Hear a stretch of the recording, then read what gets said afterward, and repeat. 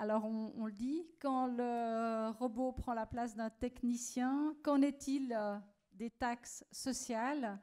Heureusement, c'est une question sur laquelle le professeur Xavier Auberson de l'Université de Genève se penche depuis un certain temps et il va partager nos réflexions avec nous.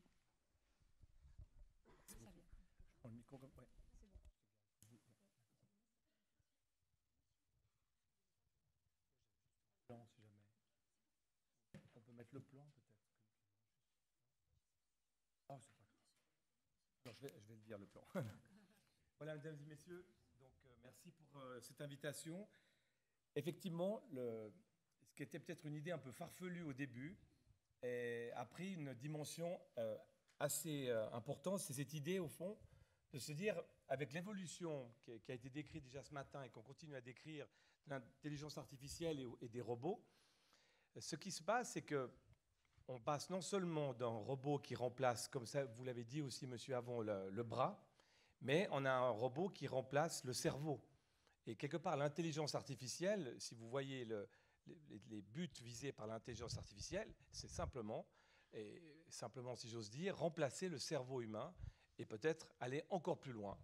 Alors, évidemment, j'ai reçu beaucoup de critiques dans cette histoire de taxer les robots, mais qu'on soit bien clair, l'idée, ce n'est pas d'empêcher ce développement. Au contraire, c'est même une très bonne chose. Personne ne se plaint que, par exemple, à la centrale de Fukushima, vous avez maintenant des robots qui vont vérifier le degré de nocivité de la centrale.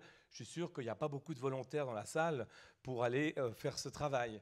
Il y a toute une série de tâches très répétitives que Charlie Chaplin a très bien évoquées dans les temps modernes, où on n'a pas forcément envie d'aller tourner les boulons et courir après la machine. Les robots feront ça beaucoup plus vite, beaucoup plus précisément et mieux que nous.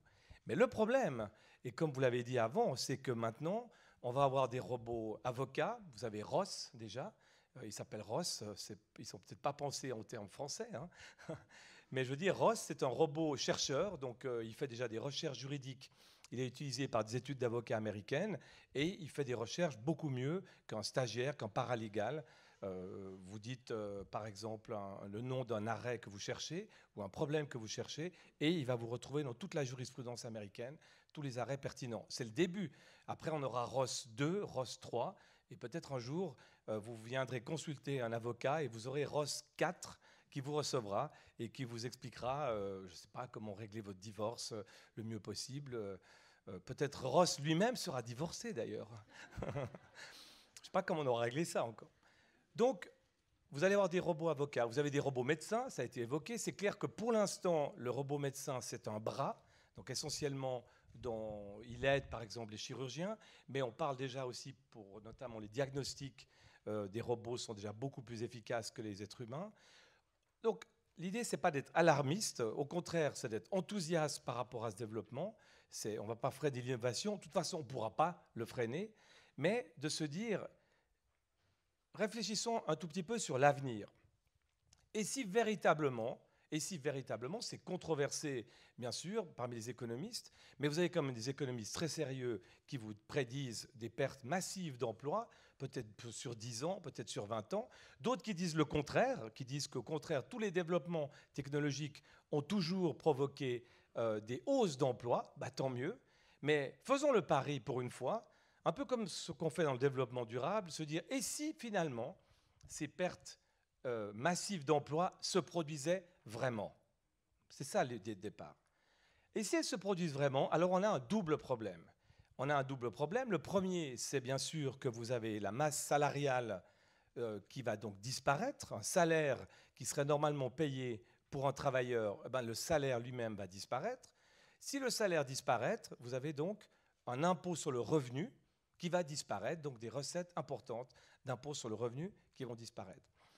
Et deuxième effet, double effet négatif, si on veut, les Américains appellent ça lose-lose situation, ce n'est pas win-win, c'est lose-lose, c'est que si vous avez donc ces salaires qui disparaissent, les salaires sont soumis à la sécurité sociale, donc en même temps, vous avez les cotisations sécurité sociale qui vont donc disparaître, et avec le corollaire que vous avez donc l'emploi qui disparaît, donc chômage, donc besoin de prestations de chômage. Donc double effet négatif. Encore une fois, j'insiste sur ça parce que ce n'est pas toujours été peut-être compris de cette manière. C'est dans la perspective, bien sûr, de l'idée que vous allez avoir des pertes massives d'emplois. Si ces pertes ne se produisent pas, alors il n'y a pas de problème. Je pense que tout va pour le mieux et on n'a pas besoin, on n'a pas de souci pour la sécurité sociale, on n'a pas de souci pour les salaires. Mais moi, je me place dans une perspective de réflexion à long terme et l'idée, c'est de prendre déjà maintenant, de réfléchir à cette question maintenant, de prendre des mesures, quitte à ne devoir jamais utiliser ces mesures. Et une des idées parmi d'autres, il y a plein d'idées qui circulent en ce moment, mais une des idées, c'est de se dire pourquoi ne pas introduire à ce moment-là, dans cette logique, encore une fois, à long terme, une taxation des robots.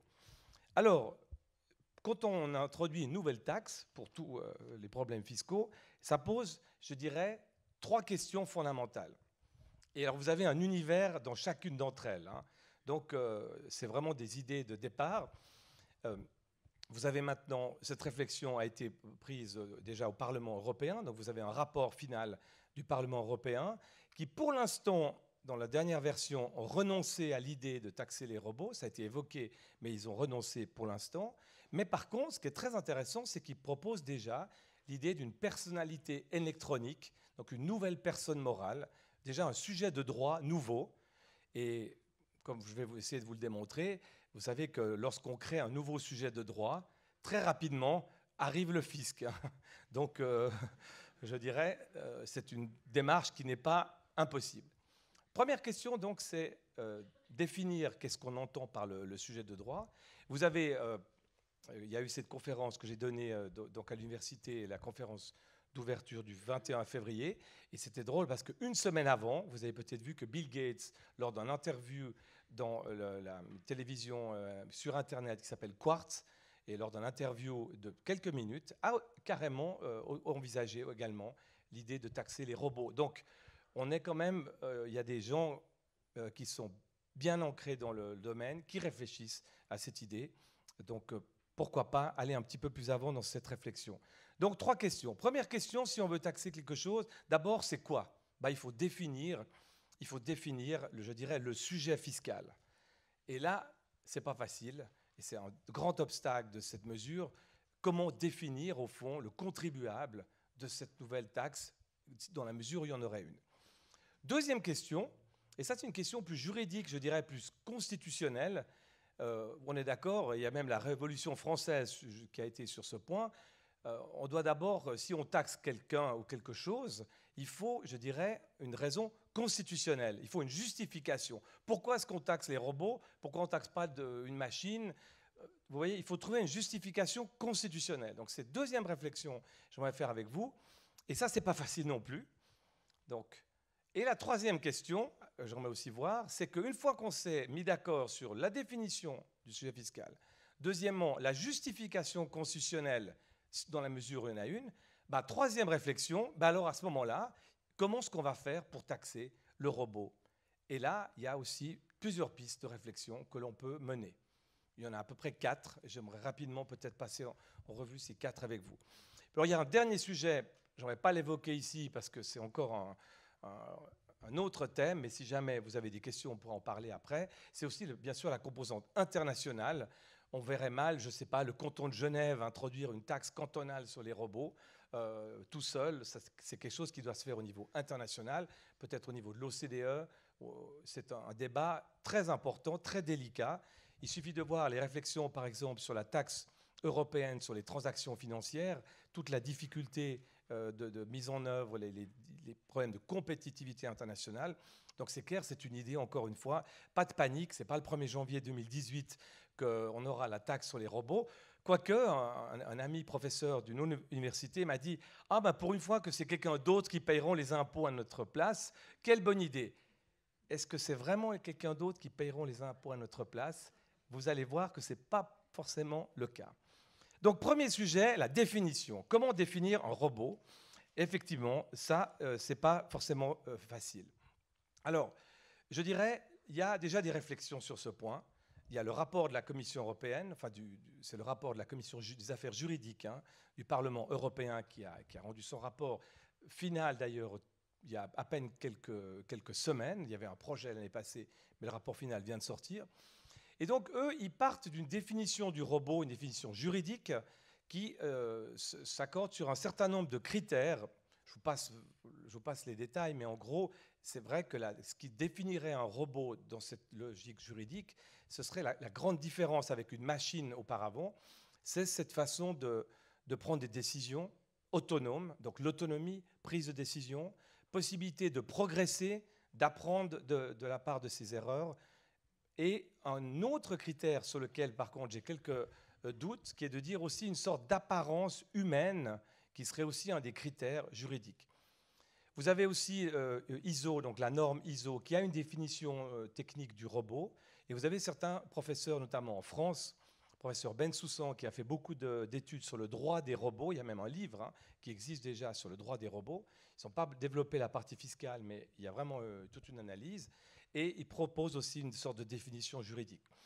Je ne veux pas vous ennuyer avec des arguties juridiques. Ce que j'aimerais dire par là, c'est que c'est tout à fait faisable, à mon avis. On peut arriver à trouver une définition juridique, mais ce qui me semble déterminant, c'est ne pas s'arrêter à la forme. Le fait que le robot ait une forme humanoïde ou pas, c'est un peu un fantasme. Ça fait penser au roman de Asimov, dont je vous recommande vraiment la lecture, parce que dans 1930, déjà 1940, les premières nouvelles de Asimov sur les robots, il y a un côté visionnaire, il a déjà anticipé toute une série de questions qu'on aborde aujourd'hui. Et je dirais, pour moi, sous l'angle du droit fiscal, on devrait avoir une définition qui est plutôt neutre quant à la forme. Ce qui importe, c'est cette capacité de prendre des décisions de façon autonome, de corriger ses erreurs et de progresser. Ça, ce serait une première esquisse. Maintenant, deuxième esquisse, alors là, je vais être un tout petit peu plus dogmatique, mais je vais essayer de résumer la chose, c'est de trouver une justification constitutionnelle. Pourquoi, au fond, comment on peut justifier de créer un nouveau sujet de droit fiscal, en fait. Alors bon, là, je dirais déjà que ce n'est pas quelque chose de nouveau. Ça nous est déjà arrivé en droit fiscal. Vous savez, on est très flexible en droit fiscal. Quand il faut taxer, on s'organise. On arrive toujours à trouver quelque chose. Et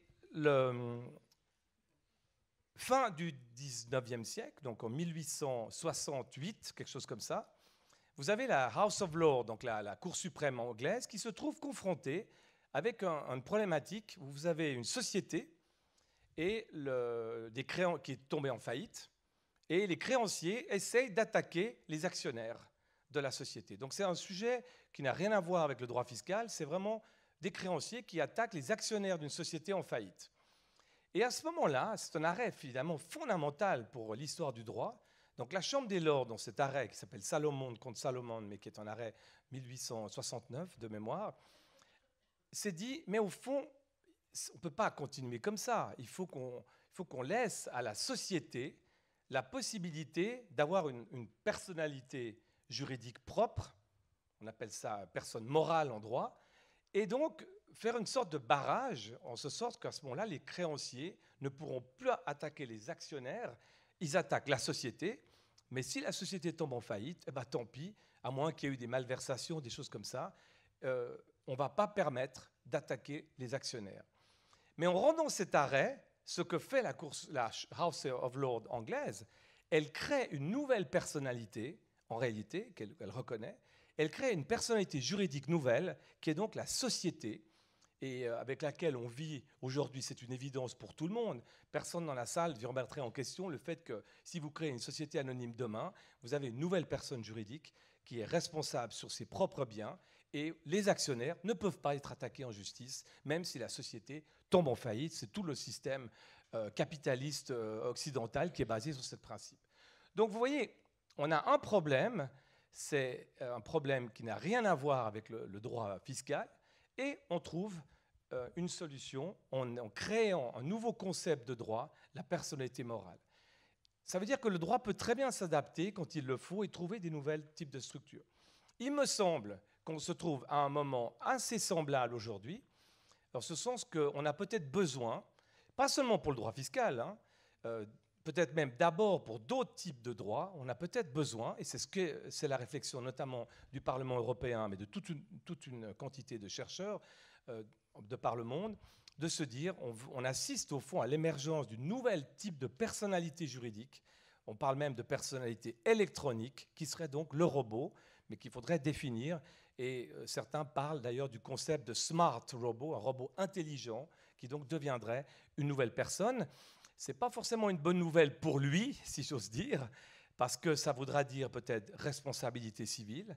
On envisage même peut-être une responsabilité pénale. Et moi, j'arrive derrière avec d'autres en disant, et peut-être une responsabilité fiscale. Donc, comment arriver à justifier constitutionnellement? Je dirais c'est ça, c'est ce développement, le constat que le robot, petit à petit, commence à avoir une personnalité propre qui sera reconnue par le droit. Donc c'est une nouvelle personne morale. Et ce qui manque encore au raisonnement, me semble-t-il, c'est pour pouvoir justifier une imposition, il faut trouver ce qu'on appelle une capacité contributive. C'est un principe constitutionnel, c'est le principe constitutionnel le plus important en droit fiscal. Tous les impôts doivent respecter le principe de la capacité contributive. Vous devez taxer quelqu'un qui dispose d'une capacité contributive. Alors le problème ici, si vous poussez le raisonnement, c'est que le robot, en réalité, il n'a pas d'argent. Le robot, il n'a pas d'actifs. Donc en tant que tel, quand on dit taxer robot, en tout cas pour l'impôt sur le revenu, ce n'est pas comme une société. Mais une société, elle a un capital social, elle a des actifs. Une fondation, qui est aussi une nouvelle personne morale, une fondation, il y a un capital de fondation, elle a des moyens de payer des impôts. C'est vrai que le robot, en tant que tel, il n'a pas de moyens financiers. Donc, la conclusion préliminaire à laquelle j'arrive, c'est de dire que dans un premier temps, c'est trop tôt, à mon avis, pour dire on va taxer le robot en tant que tel, parce qu'il n'a pas véritablement de capacité financière, il n'a pas de capacité contributive. Mais la capacité contributive, alors là je pars un peu dans l'ésotérisme, c'est l'usage du robot, donc c'est l'utilisation du robot qui va générer cette capacité contributive, parce qu'en utilisant un robot, vous allez économiser un salaire que vous auriez normalement dû payer. C'est comme ça qu'on arrive, à mon avis, juridiquement à soutenir cette capacité contributive, mais je vais même un pas plus loin. Il n'est pas exclu que plus tard, dans un deuxième temps, on ait même des robots avec une véritable capacité contributive.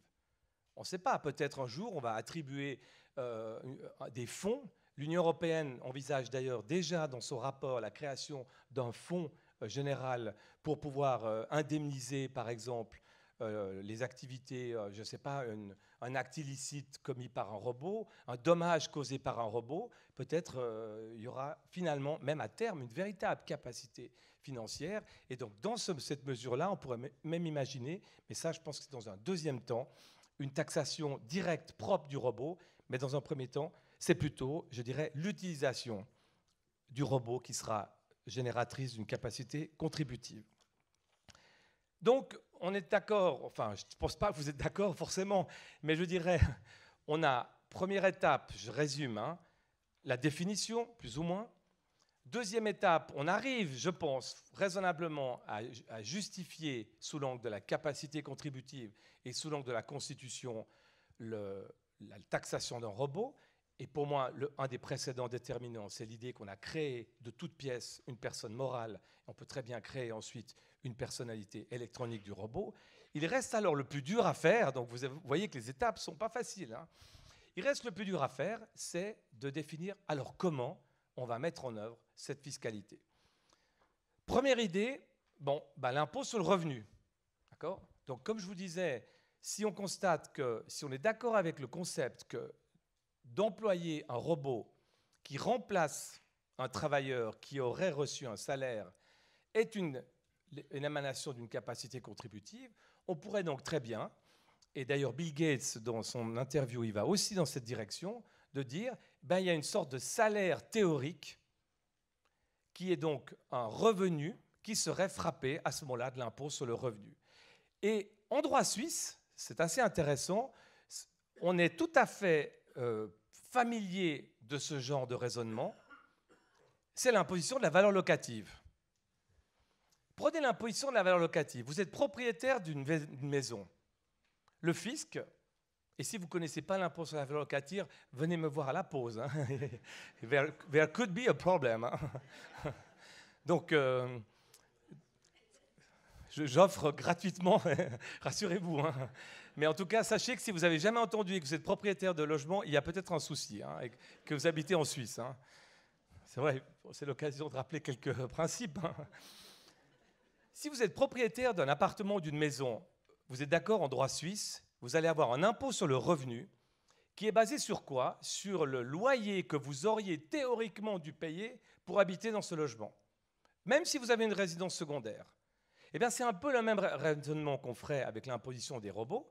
On dirait, le fait d'employer un robot vous économise un salaire que vous auriez normalement dû payer, et donc, conceptuellement, on pourrait imaginer un impôt sur le revenu du type imposition de la valeur locative. Donc ça, c'est une première approche. Alors évidemment, je vois déjà les têtes qui hochent et qui se disent « mais enfin, qu'est-ce que c'est que cette histoire ?»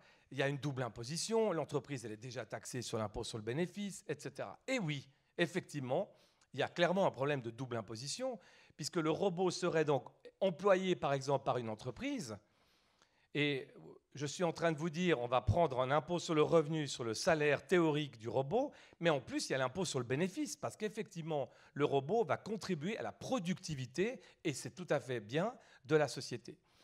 Mais là encore, c'est une situation que l'on connaît en droit fiscal. Ce n'est pas, pour moi, la fin du monde.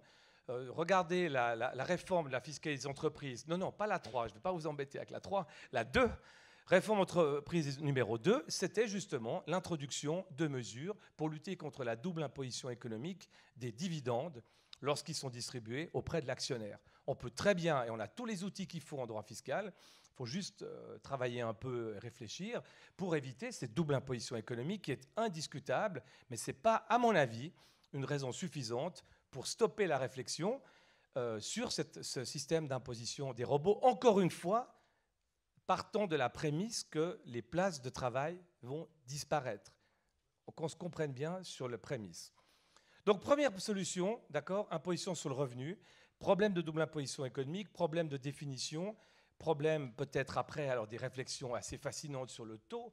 Est-ce qu'on va mettre un taux progressif en fonction de la productivité des robots? Est-ce qu'on va faire une différenciation en fonction de la localisation?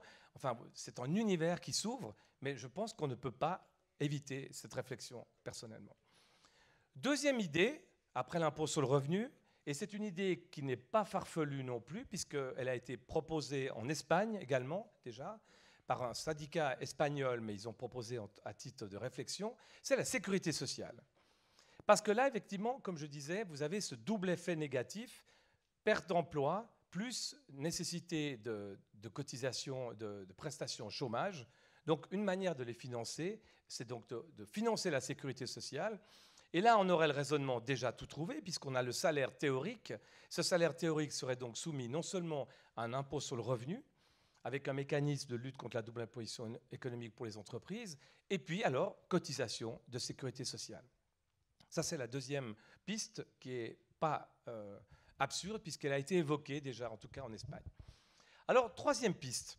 Alors là, on arrive déjà dans une situation encore plus complexe, hein, si vous voulez, mais je pense que c'est une piste, alors là, qui est très intéressante, c'est la TVA. La TVA, c'est un impôt hyper important, je veux dire, c'est l'impôt le plus important dans l'Union européenne. D'ailleurs, les contributions des États au financement de budgets européens sont basées sur les recettes de la TVA. Donc, une autre piste de réflexion, c'est de se dire, dès lors que l'on donne une personnalité juridique aux robots, et c'est en route, en tout cas au sein de l'Union européenne, avec le rapport du Parlement, eh bien, ces robots vont faire des prestations. Ils font des livraisons de biens, ils vont peut-être rendre des services. Donc, si on pousse le raisonnement encore plus loin, on pourrait dire, eh ben, effectivement, il y a peut-être un assujettissement à la TVA pour les activités des robots, avec des tas de questions nouvelles absolument fascinantes. Par exemple, vous savez, en droit de la TVA, on a un raisonnement juridique sur plusieurs étapes. La première étape étant de qualifier l'opération. Donc, qu'est-ce que fait le robot? Est-ce qu'il rend une livraison de biens? Parce que s'il rend une livraison de biens, la localisation se fait à un endroit précis, mais s'il fournit un service, les règles de localisation sont complètement différentes. Voyez le débat qui s'est placé récemment concernant les importations d'Amazon. Vous savez que jusqu'à récemment, l'importation d'Amazon était exonérée de TVA. Ils ont changé les règles de localisation pour assurer quand même un minimum d'imposition TVA. Dans tout le domaine du commerce électronique, on a des réflexions qui sont déjà très avancées sur la question de l'application de la TVA. Et on aura bien sûr du même genre de réflexion pour l'imposition des robots. Est-ce que, par exemple, une consultation qui a été fournie par Ross dans une étude d'avocat devrait être traitée de la même manière sur la TVA que si c'est un avocat qui la rend? Question. Personnellement, je pense que oui, mais c'est des débats qu'il faudra avoir. Est-ce qu'une activité médicale qui est hors champ de TVA, donc qui n'est pas soumise à TVA, comme vous le savez, donc les activités médicales ne sont pas soumises à TVA, mais est-ce que si vous faites cette activité médicale avec un robot, est-ce que l'exonération, elle s'applique aussi ou pas? Toute une série de questions. Donc, problème de qualification juridique, délicate. Et alors, la plus difficile dans toutes, c'est la localisation ensuite de l'activité, parce qu'on peut imaginer, bien sûr, que vous aurez un robot qui sera peut-être aux États-Unis et qui rendra un service qui pourra être effectué dans plusieurs États en même temps ou de manière très, très importante. Comment localiser ces prestations? Est-ce qu'elles seront localisées aux États-Unis? Est-ce qu'elles seront localisées à l'endroit où se trouve le consommateur? Des débats absolument fascinants. Donc, autre piste de réflexion intéressante, la TVA. Et je dirais cette fois, la question de la capacité contributive dont j'ai parlé se pose en des termes un peu différents pour la TVA. Parce que si le robot a une personnalité juridique, et ça va venir, j'en suis personnellement convaincu, s'il fait une transaction avec vous, vous avez donc une sorte de contrat conclu avec un robot, et donc si vous payez quelque chose dans cette transaction, le robot il va recevoir quelque chose en tant que personne juridique. Là, vous avez une capacité économique, parce qu'il va recevoir de l'argent. Donc la situation se place différemment que pour l'impôt sur le revenu, où c'est un raisonnement hypothétique d'un salaire, c'est beaucoup plus difficile à mettre en œuvre, mais c'est pour ça que je pense que la TVA est une piste de réflexion tout à fait intéressante. Après, il y a encore deux autres pistes potentielles, un peu plus peut-être poussiéreuses et moins adaptées, à mon avis, au monde vers lequel on se dirige. Vous connaissez des taxes sur les voitures, sur les chiens. Il n'y a pas de taxe sur les chats, mais en tout cas sur les chiens. Problème d'égalité de traitement, j'ai toujours dit, pourquoi on taxe les chiens et pas les chats?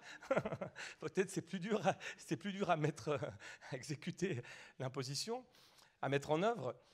Quand il faut attraper le contribuable, on ne sait jamais où il se trouve. Donc, pourquoi pas une taxe sur les robots, un peu comme une taxe sur les voitures. Ça, c'est une idée qui a déjà été évoquée par quelques-uns. C'est une solution, je dirais, qui peut se concevoir dans un premier temps, mais pour moi, elle correspond à une vision déjà ancestrale. Là, le robot est encore conçu comme une machine. C'est un peu comme une taxe sur les voitures, une taxe sur les avions, une taxe sur les bateaux. Mais je pense qu'on va beaucoup plus loin aujourd'hui que ça. Le robot est une intelligence artificielle. Vous avez des robots intelligents. Et par conséquent, je pense de plus en plus, on va devoir redessiner le système fiscal à l'instar de l'imposition des êtres humains. En tout cas, moi, c'est dans cette direction que je me place. Dernière possibilité, ce qu'on appelle, nous en Suisse, c'est la parafiscalité, donc c'est des taxes causales. Ça, c'est un rapport d'échange entre l'État et un contribuable. Donc, vous avez une prestation de l'État, et puis on prélève auprès d'un contribuable une taxe en échange d'une prestation de l'État. Donc, est-ce qu'on pourrait aussi, dans cet angle-là, envisager une taxe causale sur les robots, sur l'activité des robots? Personnellement, j'ai de la peine à le concevoir parce qu'on n'aura pas vraiment ce rapport d'échange avec l'État, mais peut-être dans le cadre des réflexions de l'Union européenne sur le financement d'un fonds particulier, peut-être aussi des mesures de surveillance, des mesures de contrôle de l'activité. Peut-être dans ce contexte-là, on pourrait concevoir une taxe causale, donc avec un rapport d'échange, mais disons, ce n'est pas ça qui va résorber, je pense, le déficit de la sécurité sociale s'il devait véritablement se produire, comme j'ai expliqué, ces pertes d'emplois massives. Donc voilà quelques pistes de réflexion sur ces 3 points que je voulais voir avec vous. Donc la définition, deuxièmement la justification et troisièmement quel type d'imposition. Maintenant, au niveau international, il est clair que ce genre de mesures se conçoit difficilement. Je vois mal la Suisse, par exemple, introduire une taxe des robots toute seule. C'est clair. Donc c'est pour ça que le sujet va être extrêmement difficile aussi à faire accepter au niveau international. Mais si vous lisez par exemple dans le programme de l'OCDE, le programme BEPS, comme on l'appelle, donc Base Erosion Profit Shifting, qui est un vaste programme pour améliorer l'imposition dans le cas des entreprises multinationales, vous avez un rapport, le rapport 1, le plan d'action numéro 1, dont le thème est la taxation de l'économie digitale. Mais je suis très déçu, franchement, quand je lis ce rapport. Il y a très très peu de propositions à ce stade. Je ne suis pas le seul, hein. Mais franchement, un immense domaine de réflexion. Ils évoquent les robots, mais plutôt même en disant, dans le sens inverse, qu'il faut même des mesures d'incitation pour encourager l'usage des robots. C'est cette logique de productivité qui est tout à fait justifiée, mais ils n'envisagent pas le fait que peut-être ce développement va provoquer des problèmes en termes d'emploi et qu'il faudra bien trouver un système de financement de la sécurité sociale ou même des infrastructures ou de l'État. Donc, j'espère que ces réflexions qui sont quand même assez récentes, mais vous avez aussi un candidat en français qui a aussi évoqué l'idée d'une taxe robot, Bill Gates. Vous avez maintenant beaucoup de personnes à l'étranger qui commencent à évoquer, à réfléchir. J'espère que ces nouvelles réflexions vont amener aussi l'OCDE dans son travail qu'elle continue à faire sur l'économie digitale, à quand même commencer à se prononcer sur ce sujet. Pour terminer, j'aimerais revenir à un écrivain extraordinaire qui est donc Isaac Asimov, qui franchement a envisagé, je dirais, le sujet dont on parle aujourd'hui déjà à l'époque, et il a édicté ces fameuses lois de la robotique qui sont encore d'actualité. Certains disent qu'il faut les revoir, elles ont été revues par-ci, par-là.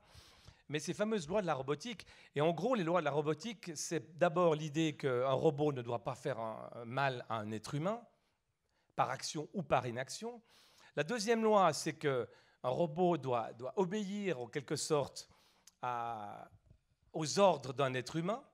Et la troisième loi, c'est un robot ne doit pas se faire mal à lui-même, sauf si ça contrevient à la loi 1 et la loi 2. Et puis après, avec le temps, en évoquant ces différents... C'est de la science-fiction, hein, c'est dans le cadre de ces romans qu'il a développé ces lois. Il en a rajouté encore une, qui est la loi 0, qu'un robot ne doit pas porter atteinte à l'humanité. Et alors, juste pour évoquer cette nouvelle que je trouve absolument géniale, qui s'appelle Turnaround, donc vous avez un robot... donc ça, c'est 1940, hein, 1940. Donc vous avez un robot qui part dans une autre planète pour aller chercher du minerai dont on a besoin sur Terre. Et puis, ils ne comprennent pas à la base, parce que le robot, il va sur la mine et il revient tout le temps en arrière, il revient, il repart, il revient, il repart. Donc, turnaround. Et alors, il y a un des héros de la nouvelle qui se dit, mais il va sur place, vous voyez, je sais pas, Harrison Ford qui arrive, qui descend de l'avion, de la fusée. Imaginez un peu la scène, il voit ce robot qui tourne, et il réfléchit, et finalement, il comprend pourquoi le robot tourne. Parce que la loi... Il y avait un conflit entre la loi numéro 2 et la loi numéro 3. L'ordre qui avait été donné au robot n'était pas très clair. Donc la loi numéro 2 lui disait « va chercher le minerai », mais pas clairement. Et quand il va chercher le minerai, il se rend compte que c'est une zone hyper dangereuse, donc il porte atteinte à son intégrité, donc la numéro 3. Donc plus il s'approche de la mine, si je puis dire, plus il revient en arrière. Et quand il revient en arrière, c'est la loi numéro 1 qui lui dit « non, non, mais tu dois... obéir aux ordres », et ça tourne comme ça. Et donc, comment ils font pour résoudre ça?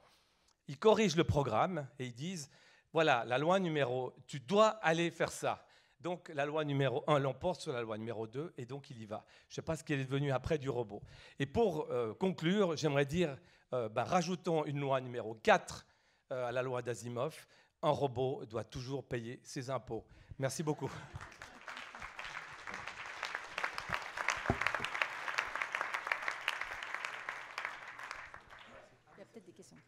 Est-ce qu'il y a des questions pour le professeur Robertson? Oui.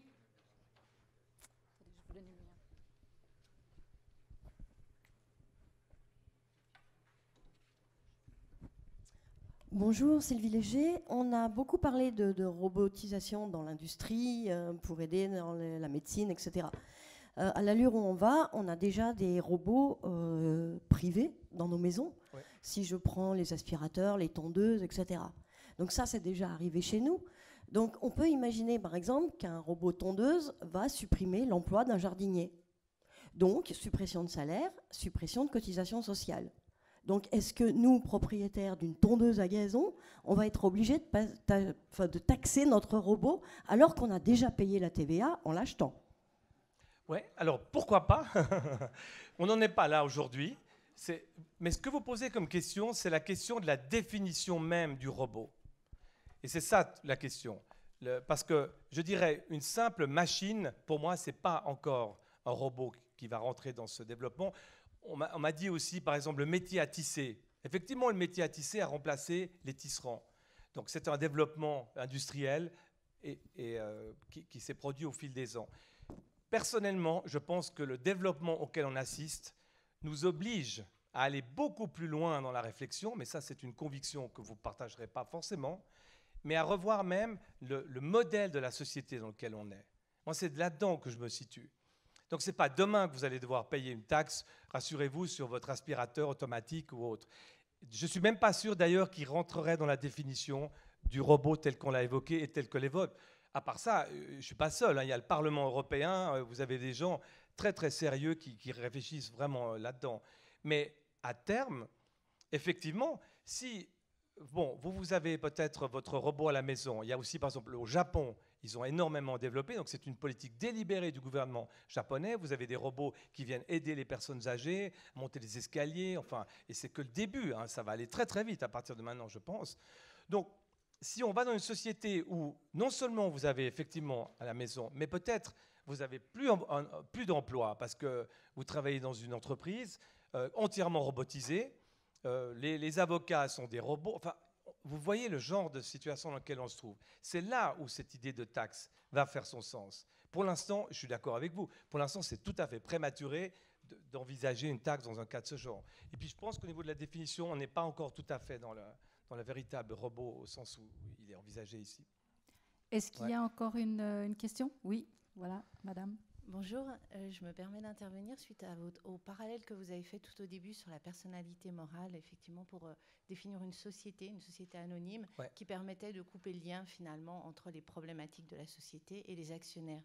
Et une personnalité qui serait définie pour un robot, est-ce que ça aurait les mêmes effets? Donc de dire que, par exemple, pour quelqu'un qui utilise un robot ou qui a inventé un robot, c'est dire sa responsabilité finalement, elle va s'arrêter au niveau du robot, et donc toute problématique qui serait liée au fonctionnement du robot ne trouverait plus d'écho sur ceux qui sont peut-être en amont. Donc par exemple, que ce soit dans le domaine de la santé, ou effectivement ou alors par exemple dans le domaine d'un avis d'un avocat robot, est-ce qu'on aurait la possibilité de se retourner contre quelqu'un ou quelque chose qui nous permet, avec une vraie sanction derrière? Parce qu'une sanction sur un robot, à part lui enlever les piles, je suis un peu dubitative. Ouais, mais vous posez une très très bonne question.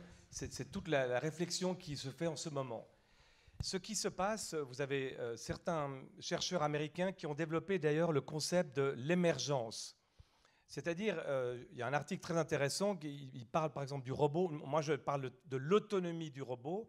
Mais il y a un autre terme qui est utilisé parfois, c'est le terme d'émergence. Ce sont des personnalités émergentes. Et quand on dit ça, on vise par exemple, il montre des exemples à la pluie, où certains robots qui ont donc la capacité de progresser vont trouver des idées et des solutions auxquelles le concepteur n'a même pas pensé. Ça arrive, c'est ce qu'on appelle emergent personality. Donc dans une configuration comme ça, qui est responsable? C'est ça le problème, vous voyez? Donc, c'est peut-être le robot. Parce que finalement, le concepteur lui-même n'a pas envisagé cette solution. Il y a déjà le cas, par exemple, pour les moteurs de recherche ou pour la traduction. Vous avez peut-être vu que sur Google, ils ont certaines machines d'intelligence artificielle ont développé leur propre système qui va dire beaucoup plus vite que les systèmes de traduction que nous utilisons, nous, ils ont développé déjà ça. Donc ça, c'est typiquement un comportement, je dirais, émergent, si on veut, de ce point de vue-là. Donc, pourquoi pas envisager à ce moment-là une responsabilité? Évidemment, le problème, c'est que le robot n'a pas d'argent. Et il y a des réflexions. Par exemple, le Parlement européen se dit peut-être on peut créer un fonds. Il y a des idées comme ça. Une autre idée qui me vient à l'esprit en vous écoutant, intéressante aussi, pour pouvoir comprendre ce qui s'est passé, on parle aussi de l'idée même d'une boîte noire. Donc black box, un peu comme les avions. Pour quand il y a un problème, eh bien, on essaie de comprendre ce qui s'est passé. On envisage aussi, dans certaines réflexions, d'avoir une boîte noire sur les robots pour que si jamais ils dérapent complètement, eh bien, on puisse comprendre ce qui s'est passé dans l'algorithme ou dans la réflexion. Mais outre le côté responsabilité, alors le champ d'investigation, il est énorme et il est fascinant. Vous avez des problèmes éthiques également qui sont évoqués. L'exemple souvent donné, c'est la voiture autonome. Imaginez, vous avez 3 personnes devant, je ne sais pas moi, une femme, un enfant et une personne âgée.